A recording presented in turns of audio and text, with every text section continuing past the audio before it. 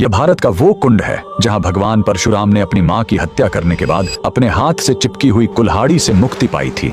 यह कहानी है महान ऋषि जमदग्नि और उनकी पत्नी पतिव्रता रेणुका की। कहते हैं रेणुका हर दिन नदी से कच्चे घड़े में पानी लाती थी और उनके सतीत्व के बल से वह घड़ा टूटता नहीं था। उनके 5 पुत्र थे जिनमें सबसे छोटे थे विष्णु अवतार परशुराम। एक दिन रेणुका ने नदी में कुछ गंधर्वों स्वर्ग के संगीतकार को जल क्रीड़ा करते देखा। उन्हें देखकर एक पल के लिए उनका मन मोह में पड़ गया और उसी क्षण उनके सतीत्व का बल टूटा और कच्चा घड़ा टूट गया। जब वो आश्रम लौटी तो ऋषि जमदग्नि ने अपने योग बल से जान लिया कि उनका मन भटक गया था। वो इतने क्रोधित हुए कि उन्होंने अपने पुत्रों को आज्ञा दी, अपनी मां का वध कर दो। जब चारों बड़े भाइयों ने मना कर दिया तो क्रोधित पिता ने उन्हें तुरंत पत्थर बन जाने का श्राप दे दिया। इसके बाद परशुराम ने पिता की आज्ञा को अपना धर्म समझा। उन्होंने भारी मन से अपनी कुल्हाड़ी उठाई और अपनी ही मां का सिर धड़ से अलग कर दिया। उनकी आज्ञाकारिता से प्रसन्न होकर जमदग्नि ने वरदान मांगने को कहा। परशुराम ने तुरंत अपनी मां को फिर से जीवित करने और साथ ही पत्थर बन चुके अपने चारों भाइयों को भी मुक्त करने का वर मांग लिया। सब फिर से जीवित हो गए, मानो कुछ हुआ ही ना हो। लेकिन कहानी यहीं खत्म नहीं हुई। मातृ हत्या का पाप उस कुल्हाड़ी पर एक दाग की तरह चिपक गया और वो उनके हाथ से अलग ही नहीं हो रही थी।